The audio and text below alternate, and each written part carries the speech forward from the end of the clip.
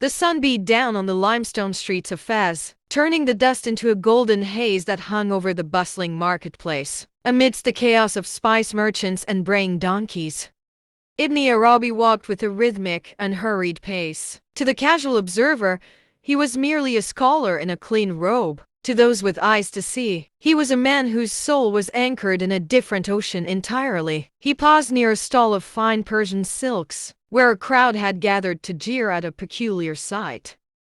A young man dressed in tattered rags and caked in the grime of the gutters sat cross-legged in the middle of the thoroughfare. He was looking at the cloudless sky and laughing, not with the bitterness of a madman, but with the pure, infectious joy of someone who had just heard the world's best joke. "Move, you dog," a merchant barked, giving the youth a sharp kick. "You're scaring away the customers with your madness."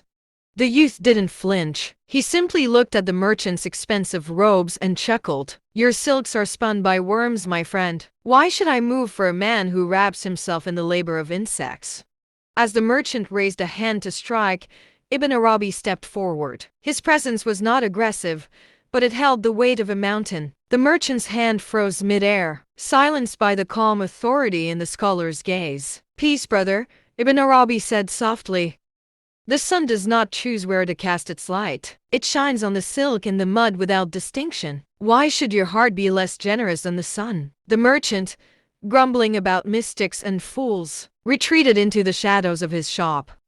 Ibn Arabi did something that silenced the remaining onlookers. He gathered his clean robes and knelt directly in the mud beside the beggar. He did not look at the boy with pity, but with profound curiosity, as if he were meeting an emperor. "What do you see up there, friend?" Ibn Arabi asked, looking at the empty blue sky. "What is the joke that the rest of us are missing?" The youth leaned in, his eyes bright and piercing. "I am laughing at the great king," he whispered. "He hides behind this veil of blue, pretending he isn't the one sitting here in the dirt with me. He plays at being a beggar, just to see if the world will recognize him."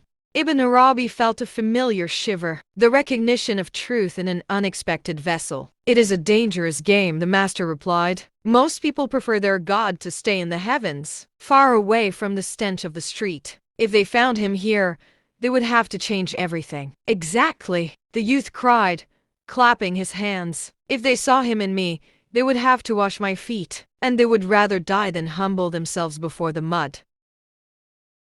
For a long moment, the two sat in silence, the world-renowned philosopher and the nameless vagabond. In that space, the distinction between teacher and student vanished. Ibn Arabi realized that this youth was a majhub, one attracted by God so powerfully that his reason had been burned away, leaving only the raw light of divine presence. "I have spent my life writing thousands of pages to explain what you have said in a single laugh," Ibn Arabi admitted. The youth looked at him with sudden, sobering clarity. "Then go, master. Write your books. Tell the world that the beloved is not at the end of a long journey. He is the very feet that walk the path. He is the mud, the silk, and the man who kicks the beggar." Ibn Arabi stood up, his robes now stained with the earth of Fez.